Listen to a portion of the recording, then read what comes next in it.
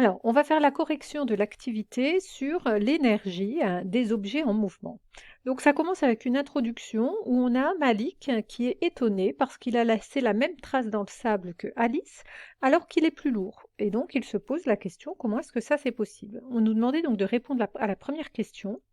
Donc, il fallait décrire le sable à l'arrivée de la piste de saut en longueur. Ben, on voit bien que sur ce sable-là, il y a plein de traces. Ces traces, elles sont liées à l'impact des élèves quand ils arrivent au niveau du sable. Donc on peut noter comme réponse, il y a des traces laissées par les élèves lors de leur impact sur le sable. On continue. On nous disait, une énergie de mouvement correspond à une énergie que possède un objet du fait de son mouvement. C'est-à-dire qu'à partir du moment où un objet est en mouvement, alors on va lui associer une énergie. Donc on vous montre ici les étapes du saut en longueur. Et puis il va falloir faire une hypothèse en écrivant je pense que, et on va répondre donc à cette deuxième question. Formuler une hypothèse pour expliquer comment Alice et Malik peuvent avoir autant d'énergie de mouvement. Alors ici, on va essayer de trouver une hypothèse. Supposons que notre sportif, il fait un saut sans prendre beaucoup d'élan. Il fait un petit saut.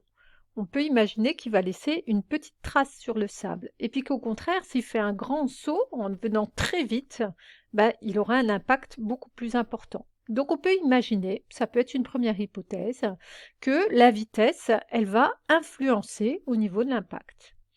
Ensuite, qu'est-ce qu'on peut aussi penser? Ben, on peut penser que, c'est d'ailleurs la question que se posait Malik au départ, ben, que si l'objet qui va venir faire un impact sur le sable, ben, si cet objet est plus lourd, ben, il laissera une trace plus importante sur le sable. Donc on peut formuler ces hypothèses-là en écrivant, je pense qu'ils ont de l'énergie grâce à leur masse ou grâce à leur vitesse. Donc il, évidemment, on parle de Malik et Alice. Donc ils auraient de l'énergie parce qu'ils ont une masse ou parce qu'ils ont de la vitesse. Malik et Alice veulent réaliser des expériences pour tester leur hypothèse. Donc ils ont deux balles qui font l'une 12 grammes et l'autre 55 grammes. On voit qu'elles ont la même taille. Et puis on a un bac à sable. Donc on nous demande de répondre à la troisième question. Rédiger un protocole d'expérience à réaliser pour trouver les paramètres dont dépend l'énergie de mouvement en utilisant le matériel. Donc nous, qu'est-ce qu'on va vouloir imaginer? On va vouloir se poser la question, est-ce qu'ils ont la même masse, est-ce qu'ils ont la même énergie alors qu'ils ont une masse différente? Ben, ce qu'on peut faire, c'est qu'on peut lancer les deux balles à la même hauteur et puis voir laquelle fera le plus gros impact sur le sable. On fait varier la masse de la balle, ici c'est ce qu'on voit, une balle qui est légère et une balle qui est plus lourde. On lâche les deux balles à la même hauteur, sans vitesse initiale, on ne leur donne pas de vitesse, et là on voit qu'on a simplement la masse qui est différente. On va donc observer laquelle laissera le plus gros impact au niveau du bac à sable. Donc Malik et Alice ont réalisé deux expériences. Donc là, regardez, les deux, elles sont bien à la même hauteur, sans vitesse initiale, sauf qu'on a une balle qui est plus lourde que la deuxième. Ça, c'est pour la première expérience. Et puis, ils ont fait aussi une deuxième expérience, puisque là, ça va être juste pour vérifier est-ce que la masse, est-ce que la masse a un rôle au niveau de l'impact. Ils veulent voir aussi si la vitesse a un rôle au niveau de l'impact. Donc là, qu'est-ce qu'on peut faire comme expérience? Et c'est vrai qu'on aurait pu la proposer dès la question précédente. C'est que les deux fois, on va jeter la même balle, c'est-à-dire que cette fois, on ne fait pas varier la masse, mais par contre, ce qu'on va faire varier, c'est la vitesse. Donc soit juste on lâche la balle sans vitesse initiale, soit on la jette avec un élan, et donc là, la vitesse, elle est différente de 0, on la lance déjà avec une vitesse. Donc, à la question 4, on nous disait d'écrire les expériences réalisées. La première expérience, on va dire qu'on l'avait déjà expliqué dans la question 3. On faisait varier la masse de la balle. Donc, on lâchait deux balles différentes de la même hauteur, mais sans vitesse initiale. Et maintenant, la deuxième expérience que j'ai notée ici dans la question 4, cette fois, on va faire varier la vitesse de la balle. Donc, on utilise la même balle qu'on lâche de la même hauteur. Dans le premier cas, on va la lâcher sans vitesse initiale et dans le deuxième cas, on va la lancer, c'est-à-dire qu'on va lui communiquer de la vitesse. Alors, on pouvait découvrir donc les résultats de l'expérience dans la diapositive suivante. Malheureusement, ils ont fait une erreur dans l'énoncé, hein. Je rappelle que là, c'est la première expérience. Donc la première expérience, on avait donc la balle de 12 grammes et la balle de 55 grammes, mais ils les ont inversées. Donc moi, je les ai remis ici dans le bon ordre.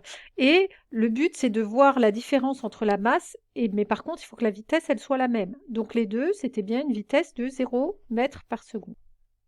Et là, qu'est-ce qu'on constatait? On constatait que la balle de 12 grammes, bah, elle avait un impact tout petit, tout léger. Et puis la balle de 55 grammes, elle a un impact beaucoup plus lourd, beaucoup plus important. Donc on peut noter comme résultat pour cette question 5, si on augmente la masse, la trace dans le sable est plus importante. Donc l'énergie de mouvement de la balle de 55 grammes est plus grande que l'énergie de mouvement de la balle de 12 grammes. On va faire la même chose pour l'expérience suivante. Donc on va aller à la diapositive suivante. Bon, nous on a répondu à la question 5 et 6 ensemble, hein. Donc dans la diapositive suivante, cette fois les deux balles ont bien la même masse, sauf que ici il n'y a pas de vitesse et là il y a une vitesse. On voit que quand il n'y a pas de vitesse, il y a un petit impact, et quand il y a de la vitesse, bah, l'impact est beaucoup plus important. Donc on peut noter comme réponse des questions 7 et 8, si on augmente la vitesse de la balle, la trace est plus grande, donc l'énergie du mouvement de la balle augmente avec la vitesse. On va passer à la dernière question, il fallait conclure afin de répondre au problème. Comment Alice pourrait-elle avoir autant d'énergie de mouvement que Malik? Je rappelle que Alice est plus légère que Malik. Alors comment ça se fait qu'ils vont laisser la même trace? Eh bien, c'est parce que on sait que l'énergie de mouvement, elle est liée à la masse, mais elle est liée également à la vitesse. Donc sans doute que Alice a été plus rapide, a été plus vite. Donc on peut répondre en neuvième question. Alice est plus légère que Malik, mais elle est animée d'une plus grande vitesse. Donc c'est pour ça qu'elle peut avoir la même énergie de mouvement que Malik. Voilà pour cette activité.